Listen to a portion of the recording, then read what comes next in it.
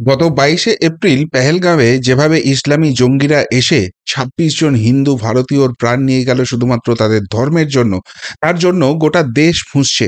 সামগ্রিকভাবে ভারতবাসী চাইছে যে এর বদলা পাকিস্তানের বিরুদ্ধে অবশ্যই করে প্রধানমন্ত্রী নরেন্দ্র মোদী নিন। পাকিস্তানকে গাজা করে দেয়া হোক, মাটিতে মিশিয়ে দেয়া হোক সন্ত্রাসবাদের সেই আঁতুড় ঘরকে। হ্যাঁ, আমি অত্যন্ত জোর দিয়ে বলছি ভারতবাসী। ভারতে থাকা পাকিস্তানপন্থীদের কথা আমি বলছি না। কিন্তু ভারতবর্ষ ইতিমধ্যে একাধিক গুরুত্বপূর্ণ স্টেপ নিয়ে নিলেও যেটা মূল জায়গা, যেটা সামগ্রিকভাবে ভারতবাসী দেখতে চাইছে, অর্থাৎ পাকিস্তানের উপর চূড়ান্ত আক্রমণ, সেটা কিন্তু এখনো কিছু দেখা যাচ্ছে না। কিন্তু আজকে দিল্লিতে পর পর যে ঘটনাগুলো ঘটে গেল, তাতে করে একটাই শব্দ উঠে আসছে, এবার কি তাহলে এসে গেছে সেই চূড়ান্তক্ষণ, সেই মাহেন্দ্রক্ষণ? কেন? কেননা বিকেলের দিকে একটা খবর ব্রেকিং নিউজ হিসেবে সামনে এসেছিল, সেটা হচ্ছে দেশের যিনি প্রধান বিরোধী দলনেতা আছেন সেই রাহুল গান্ধী, তাকে প্রধানমন্ত্রী নরেন্দ্র মোদী স্বয়ং তার বাসভবনে ডেকে পাঠিয়েছেন। এবং প্রাথমিকভাবেই একটা জল্পনা ছড়াচ্ছিল যে কি বিষয়ে তাহলে আলোচনা হতে পারে। একটা মত মিডিয়া থেকে উঠে আসছিল যে খুব সম্ভবত দেশের পরবর্তী সিবিআই প্রধান কে হতে চলেছেন, সেই নিয়ে একটা আলোচনা হওয়ার জায়গা আছে। কেননা আপনারা জানেন যে সুপ্রিম কোর্টের রায়ে ২০১৯ সালে যে রায়টা এসেছিল, সেখান থেকে দেশের পরবর্তী সিবিআই প্রধান যে নির্বাচন করা হবে, তার যে প্যানেল হবে, সেখানে প্রধানমন্ত্রী থাকবেন, দেশের বিরোধী দলনেতা থাকবেন এবং সুপ্রিম কোর্টের প্রধান বিচারপতি বা তার মনোনীত কোনো সদস্য থাকবেন। কিন্তু আজকের যে বৈঠক হয়েছে, সেই বৈঠকে সুপ্রিম কোর্টের প্রধান বিচারপতি বা তার মনোনীত সদস্য কাউকে প্রধানমন্ত্রীর বাসভবনে ঢুকতে দেখা যায়নি। এবং তার থেকেও অত্যন্ত গুরুত্বপূর্ণ, অজিত ডোভাল যিনি আমাদের এনএসএ, সে অজিত ডোভাল স্যার সেই মিটিং এ উপস্থিত ছিলেন। আর এখানেই জল্পনাটা বাড়ছে, তাহলে কি এইটা যে ফাইনাল কিছু হতে চলেছে, তার জন্য আগাম লোকসভার বিরোধী দলনেতাকে জানিয়ে রাখলেন, গণতান্ত্রিক পদ্ধতিটাকে সম্মান জানালেন দেশের প্রধানমন্ত্রী? কেন এই প্রশ্ন উঠছে? কেননা আপনারা জানেন যে এর আগে একটা সর্বদল বৈঠক হয়েছিল এবং সেই সর্বদল বৈঠকে কংগ্রেসের তরফ থেকে ছিলেন রাহুল গান্ধী, এবং তিনি জানিয়েছিলেন সরকার এই পরিস্থিতিতে যা পদক্ষেপ নেবে তাতে পূর্ণ সমর্থন থাকছে। কিন্তু তারপর থেকেই আমরা দেখতে শুরু করলাম যে কংগ্রেসের বিভিন্ন নেতা, এমনকি বিভিন্ন রাজ্যের মুখ্যমন্ত্রী, তারা অবধি এমন বক্তব্য রাখছেন যে জায়গা থেকে সেনাবাহিনীর মনোবল ভাঙছে। এবং তার পাশাপাশি কোথাও গিয়ে পাকিস্তানিরা মনে করছে যে ভারতবর্ষের মধ্যেই একটা অনৈক্যের ছবি রয়েছে, এবং সেই জায়গা থেকে আমাদের সেনারা যখন যুদ্ধে যাবেন, তারা কিন্তু মানসিকভাবে কিছুটা পিছিয়ে থাকবেন। সেই সমস্ত কিছুই নিয়ে কি আলোচনা হয়েছে? এটা নিয়ে কিন্তু একটা বড় কিছু হতে চলেছে, সেই জল্পনাটা দানা বাঁধছে। কেননা দেশের প্রধানমন্ত্রী প্রধান বিরোধী দলনেতাকে ডেকে পাঠিয়েছেন। এই ছবি নরেন্দ্র মোদীর জামানায় কিন্তু দেখা যায়নি। তার বাসভবনে বৈঠক হচ্ছে এবং সেই বৈঠকে এনএসএ অব্দি উপস্থিত থাকছেন। তার মানে তার মানে কিছু একটা রয়েছে। এবং সেই জল্পনা বহু গুণ বেড়ে গেছে আরেকটা খবরে। প্রত্যাঘাত সময়ের অপেক্ষা ৭ই মে সাধারণ নাগরিক ছাত্রদের মক ড্রিল করার নির্দেশ কেন্দ্রের। অমিত শাহের মন্ত্রক, স্বরাষ্ট্র মন্ত্রক, যারা দেশের আভ্যন্তরীণ আইন শৃঙ্খলা বা সমস্ত কিছু যারা লক্ষ্য রাখেন, সেই জায়গাটা ঠিক রাখেন, সেই অমিত শাহের মন্ত্রক থেকে আজকে একটা সার্কুলার জারি করা হয়েছে এবং সেই সার্কুলারে বলা হয়েছে দেশের সমস্ত রাজ্যে একটা যুদ্ধকালীন তৎপরতা আছে, এবং সেই জায়গা থেকে যুদ্ধকালীন যদি আপৎকালীন অবস্থা আসে, কি কি করা উচিত সাধারণ মানুষের, সেটা একটা ড্রিল করা হবে। এবং এর কারণ হিসেবে যেটা বলা হয়েছে সেটা হচ্ছে বহিঃশত্রু আক্রমণের একটা সম্ভাবনা আছে, এখন উত্তেজনাময় পরিস্থিতি। এবং সেই জায়গায় একটা বলা হয়েছে ডার্ক ড্রিল করতে হবে, অর্থাৎ সমস্ত আলো নিভিয়ে দিতে হবে। কেননা কি হয়, রাত্রিবেলায় এই যুদ্ধে যখন অ্যাটাক হয়, যদি বহিঃশত্রু সত্যিই আক্রমণ করে, তারা যে বম্বিং গুলো করে, তখন ওই আলো দেখে বুঝতে পারে এখানে জনপদ আছে, তারা সেখানে আঘাত আনার চেষ্টা করে। ফলে সম্পূর্ণ ব্ল্যাক আউট করে দেওয়া হয় সেই জায়গাটা। এছাড়াও সাইরেন বাজলে কি হবে, সেখানে কোনো আপৎকালীন অবস্থা হয়ে গেলে কিভাবে উদ্ধার কার্য চালাতে হবে, এরকম বিভিন্ন মক ড্রিল করতে বলা হয়েছে। কিন্তু সবথেকে আশ্চর্যের লাগছে ওই লাইনটায়, যেখানে বলা হচ্ছে যে বহিঃশত্রু যদি আমাদের আক্রমণ করে। আমাদের বহিঃশত্রু এখন কে আক্রমণ করবে? চীন, সেই জায়গাটায় রিস্ক যাবে না। এবার তাহলে পড়ে থাকে পাকিস্তান আর বাংলাদেশ। তাহলে পাকিস্তান আর বাংলাদেশ কি ভারতকে আক্রমণ করবে? দেখুন, পাকিস্তান এখন নিজেরাই যে অবস্থায় পড়ে গেছে, এখানে তারা বলছে তাদের অবস্থা ছেড়ে দে মা, কেঁদে বাঁচি। তারা বিভিন্ন দেশকে অনুরোধ করছে, ভারতকে থামাও, ভারতকে সামলাও, ভারত যেন আমাদের উপর অ্যাটাক না করে। আর এখনো কোন পয়েন্টটা তাদের ডিফেন্সে হোল্ড করে আছে, যে তারা কিন্তু ভারতে কোনো আক্রমণ করেনি। আর ভারতও এই জায়গাটায় চুপ করে বসে আছে। তারা বিভিন্ন রকম ঘুঁটি-টুটি সাজাচ্ছে, সবই ঠিক আছে, কিন্তু আক্রমণটা করতে পারছে না। কেননা একটা সম্ভাবনা আছে তখন অন্য দেশ বলবে আমরা পাকিস্তানকে ডিফেন্ড করতে আসছি, তোমরা পাকিস্তানের উপর অ্যাটাক করেছো। কিন্তু এই অবস্থায় যদি পাকিস্তান একবার অ্যাটাক করে দেয়, তখন ভারত বলবে আমরা সেলফ ডিফেন্সে গিয়ে মারছি, অন্য কোনো দেশ কিন্তু সেখানে ইন্টারফেয়ার করতে যাবে না। এবং পাকিস্তান নিজে যেরকম হাতে পায়ে ধরছে, তারা কিন্তু যুদ্ধ করার মতো জায়গায় নেই। তাহলে তাহলে এই মক ড্রিলটা কেন করতে বলা হচ্ছে? তাহলে এই বহিঃশত্রু আক্রমণের কথাটা কেন বলা হচ্ছে? তার একটাই কারণ, যে এবার কিন্তু চূড়ান্ত আঘাত হানবে, এবং আঘাত হানলে তাহলে পাকিস্তান আমাদের দিকে ঢুকে আসতে পারে।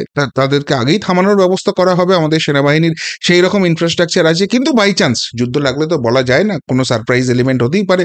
সেই জায়গাতে দেশের নাগরিকদের যাতে কোনো ক্ষতি না হয়, সেই জায়গার তৎপরতা করতে চাইছে। আর এইখানেই প্রশ্ন উঠছে, তাহলে কি সেই আল্টিমেটামের জায়গাটা চলে এসেছে? যে কারণেই অমিত শাহের মন্ত্রক থেকে এই নির্দেশাবলী চলে এলো। এবং এখানে আজকে একটা মজার ঘটনা ঘটেছে। কি ঘটনা? না, পাকিস্তান আর্মি ভয়ঙ্কর বিদ্রোহ, পাক সেনার পাশে দাঁড়াতে খোলাখুলি অস্বীকার করছে আমজনতায়। পাকিস্তানের জনতা তারাই কিন্তু সেই পাক সেনাদের পাশে নেই। সেখানে একটা ভিডিও ভাইরাল হয়ে গেছে। এক মসজিদে একজন ইমাম সাহেব তিনি বক্তব্য রাখছেন, এবং সেখানে গিয়ে তিনি বলছেন যে এই যুদ্ধ যদি হয়, ভারতবর্ষ যদি পাকিস্তানকে আক্রমণ করে, তাহলেও কিন্তু আমরা পাকিস্তানের আর্মির পাশে থাকবো না। অর্থাৎ আমরা যেখানে আমাদের সেনাকে মাথায় করে রাখি, কেননা আমাদের সেনারা আমাদের দেশকে সুরক্ষিত করছে, আমরা যে ঘরে বসে থাকতে পারছি নিরাপদে, আমাদের সেনারা আছে বলে। পাকিস্তানে কিন্তু তা নয়। পাকিস্তানের সেনা ইকুইভ্যালেন্ট টু মাফিয়া, এটাই সাধারণ মানুষের মধ্যে থেকে যাচ্ছে। এবং সেনাদের এই মাফিয়াগিরির যদি খেসারত দিতে হয়, মাসুল গুনতে হয়, সেটা সাধারণ আম জনতাকে দিতে হবে। তাই এই যুদ্ধে দেশের ভেতর থেকেই পাকিস্তানের উপর চাপ আসছে যে ভারতের কাছে সারেন্ডার করো, যুদ্ধে যেও না। কেননা যুদ্ধ হলে পরাজয় নিশ্চিত, আর পরাজয় যদি নিশ্চিত হয়, বহু কোল্যাটারাল ড্যামেজ হবে, বহু সাধারণ মানুষের প্রাণ যাবে। সেই জায়গা থেকে পাকিস্তানের আম জনতাই পাক আর্মির পাশে নেই। যদি দেশের জনতাই আর্মির পাশে না থাকে, তারা যুদ্ধে একটুও কোনো মনোবল নিয়ে সামনে এগোতে পারবে, যুদ্ধটা করতে পারবে? কি বলেছেন পাকিস্তানের মসজিদে, সেই ভিডিওটা একবার দেখে নিন। अगर पाकिस्तान हिंदुस्तान की जंग में आप में से कितने लोग पाकिस्तान का साथ देंगे, हाथ खड़ा करें। कम ही नजर आ रहे हैं। इसका मतलब है कि काफी समझ पैदा हो चुकी है। मसला यह है कि पाकिस्तान और हिंदुस्तान की जंग इस्लाम की जंग ही नहीं है। पाकिस्तान की जंग कौमियत की जंग है। और आप सल्लल्लाहु अलैहि वसल्लम ने फरमाया, किसी ने पूछा कि एक शख्स कौमियत के लिए लड़ता है, शुजाअत के लिए लड़ता है और गैरत के लिए लड़ता है, तो कौन अल्लाह के रास्ते में है? तो आपने उसका उसूल और ज़ाब्ता बताया, मन कातला लितकून कलिमतुल्लाहि हियल उलिया। फरमाया वो अल्लाह के रास्ते में जो इसलिए जिहाद करता है, क़िताल करता है कि अल्लाह का दीन सरबुलंद हो जाए। आज पाकिस्तान में जो कुफरिया निजाम है, जो जालिमाना निजाम है और जो फिस्क व फुजूर है, वो हिंदुस्तान से ज्यादा बढ़कर, हिंदुस्तान में इतना जुल्म नहीं है जितना पाकिस्तान में जुल्म है। कि लाल मस्जिद जैसा अलमनाक सानहा हिंदुस्तान में हुआ, जमाना वजीरिस्तान में और पूरे खैबर पख्तूनख्वा में जो मजालिम हो रहे हैं वो वहां हुए कि उनके अपने जट तैयारों ने अपने ही मुल्क के रहने वालों पर ऐसी बमबारियां की हुई। क्या हिंदुस्तान के अंदर इतने लोग लापता पाए जाते हैं? हिंदुस्तान के अंदर कोई तहरीकें लापता अफराद के लिए हैं? लोग लापता अफराद के लिए तहरीकें चला चला कर, धरने दे देकर, थक कर, मजबूर होकर घरों में बैठ के अल्लाह से मांगे। कितनी मसूरात यहां बैठी रही। बिलोच लापता, पख्तून लापता, अब तो तहरीक इंसाफ के लोग लापता, सहाफी लापता, उलमाए किराम लापता। यहां जो जुल्म है, और यहां नहीं, अक्सर मुसलमान ममालिक का यही हाल है। कुफरिया ममालिक में तो फिर भी किसी न किसी दर्जे में कोई मुजाहिरे की इजाजत दे देते। अब सऊदी अरब का हाल यह है कि सऊदी अरब के वहां के कितने उलमा ये फतवे दे रहे हैं, हरमैन के कितने उलमा फतवे दे रहे हैं कि इनकी इताअत होगी, हुक्मरानों की फलस्तीन का साथ नहीं दिया जाएगा। गलत फतवा है। कुरान और सुन्नत की तालीमात हमें यह कहती है, तावनु अलल बिर्रि वत्तक़वा वला तावनु अलल इस्मि वल उद्वान, कि नेकी और तकवा के कामों में ताउन होगा, वला तावनु अलल इस्मि वल उद्वान, गुनाह के और जुल्म के कामों में ताउन नहीं होगा। এই হচ্ছে পাকিস্তানের আভ্যন্তরীণ চিত্র। কিন্তু এর মাঝখানেই আর একটা খুব ইন্টারেস্টিং খবরও সামনে এসছে। পাকিস্তান ক্রাইসিস, ভারতের বিরুদ্ধে যুদ্ধ করলে ভিক্ষার পাত্র হাতে বেরোতে হবে, পাকিস্তান নিয়ে মুডিজ রিপোর্টে বড় তথ্য।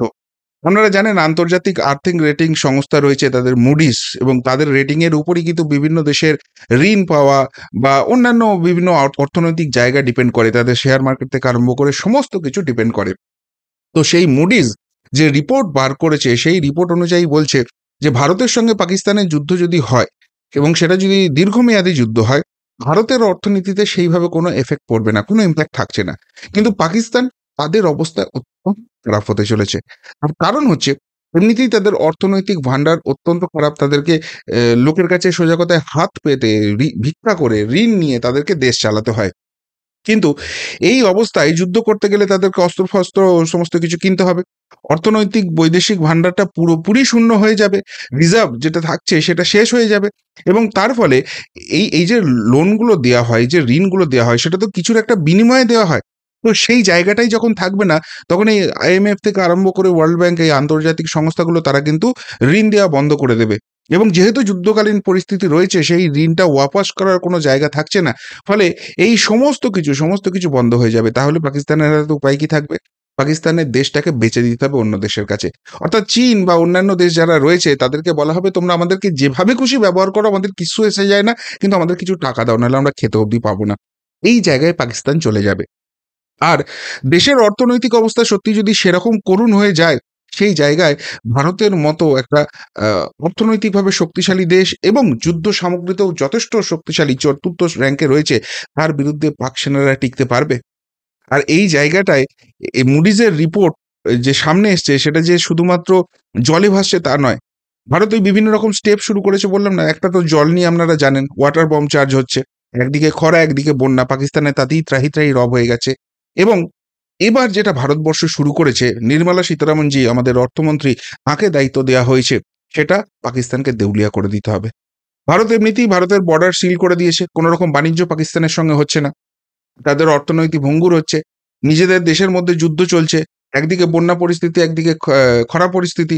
ওদিকে বালুচিস্তান, খাইবার পাখতুন তারা রীতিমতো বিদ্রোহ ঘোষণা করে দিয়েছে। সেনাবাহিনীর লোকজন রিজিগনেশন দিচ্ছে। ডামাডোল চলছে পাকিস্তানে। এবার ভারত সেখানে ফাইনাল পেনিট্রেশন ঢুকেছে। কি ফাইনাল পেনিট্রেশন? সেটা হচ্ছে যে এশিয়ান ডেভেলপমেন্ট ব্যাংক বা ADB, তার সঙ্গে বৈঠকে বসেছেন নির্মলা সীতারামনজি। পরিষ্কারভাবে ADB-কে জানিয়ে দেওয়া হচ্ছে যে আপনারা পাকিস্তানকে কোনো লোন দেবেন না, কোনো ঋণ দেবেন না। এবার ভারতবর্ষ বলছে, আর ADB কেন সেই কথাটা শুনে নেবে? শুনে নেবে তার কারণ হচ্ছে ভারত তথ্য প্রমাণ দিয়ে সেখানে সমস্ত কিছু জানিয়ে দিচ্ছে যে পাকিস্তান যে টাকাটা নিচ্ছে, ডেভেলপমেন্টের নামে নিচ্ছে, সেই টাকাটা ডেভেলপমেন্ট তারা কিছু করছে না। তারা শুধুমাত্র সন্ত্রাসবাদকে স্পন্সর করছে। এবং সেই টেররিজমের শিকার হচ্ছে ভারতবর্ষ। এবং এই জিনিস কন্টিনিউ হতে পারে না। তাহলে কি ADB ঘুরিয়ে সন্ত্রাসবাদকে সমর্থন করছে? অর্থাৎ কূটনৈতিক প্র্যাকটিক্যাল চালে কিন্তু ADB-কে চাপে রাখা হয়েছে এবং ADB কিন্তু সেই জায়গাটায় অনেকটাই চাপে পড়ে গেছে। শুধুমাত্র ADB-ই নয়, এরপরে যেটা নেক্সট মুভ আছে, এই সপ্তাহের শেষের দিকে বা সামনের সপ্তাহের ১ম-এ হবে, সেটা হচ্ছে IMF, যেটা ইন্টারন্যাশনাল সংস্থা রয়েছে, যেখান থেকে পাকিস্তানকে ভুরি লোন নিতে হয়। বারবারই বলে আমরা পিছিয়ে থাকা দেশ, আমরা গরিব দেশ, আমাদের ডেভেলপমেন্ট করতে হবে। এরকম প্রায় ৪০০ প্রজেক্টের জন্য পাকিস্তান টাকা নেয় IMF থেকে। এবং সেখানে কিন্তু প্রচুর টাকা পাকিস্তানে আসে এবং বেশ কিছু টাকা স্যাংশন হয়ে আছে। সেখানেও কিন্তু সেই একই স্ট্র্যাটেজিতে IMF-কেও চাপ দেওয়া হচ্ছে এবং সবথেকে বড় কথা, IMF-এর ক্ষেত্রে ভারতবর্ষ কিন্তু পাশে পেয়ে যাবে কাকে? আমেরিকা, রাশিয়া, ইসরায়েল, এই সমস্ত দেশকে সেখানে পাশে পেয়ে যাবে। অর্থাৎ এই পাকিস্তানের যদি অর্থনৈতিক লাইনটা কেটে দেওয়া হয়, তাদের নিজস্ব কোনো ডেভেলপমেন্টের জায়গা নেই, নিজস্ব কোনো বিজনেসের জায়গা নেই, তাদের বিজনেস হচ্ছে সন্ত্রাসবাদ। সন্ত্রাসবাদকে বেচে এবং লোকের কাছে ধার দেনা করে ঋণ নিয়ে তারা চালায় এবং সেই ঋণ নিয়ে তোমরা ঋণ দিচ্ছ দাও, কিন্তু সেখানে ডেভেলপমেন্ট না করে ভারতবর্ষের ক্ষতি করবে, ভারতবর্ষের সন্ত্রাসবাদ পেয়দা করবে আর আমরা তার শিকার হব। এই জিনিস চলতে দেওয়া যায় না।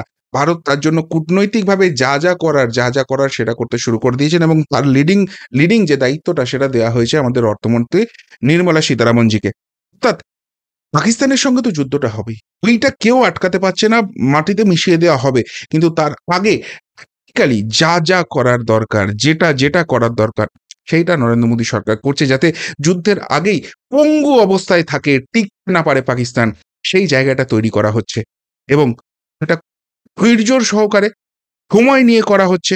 কেননা এই যুদ্ধ করতে গিয়ে আমাদের সেনাবাহিনীর ক্ষয়ক্ষতি যেন না হয়, সেইটা কিন্তু সবার আগে মাথায় রাখা হচ্ছে। অর্থাৎ সোজা কথায় এই সন্ত্রাসবাদের সাপও মরবে, লাঠিও ভাঙবে না। সেই স্ট্র্যাটেজিতেই কিন্তু এগোচ্ছে নরেন্দ্র মোদী সরকার। কি বলবেন সারাদিনের এই ডেভেলপমেন্ট নিয়ে, পাকিস্তান নিয়ে? যদি কিছু বলার থাকে অবশ্যই কমেন্ট বক্সে কমেন্ট করে জানাবেন। এখনকার মতো এখানেই শেষ করলাম। ফেরত আসছি নতুন প্রতিবেদন নিয়ে খুব তাড়াতাড়ি। ভালো থাকবেন, সাথে থাকবেন, পাশে থাকবেন। নমস্কার।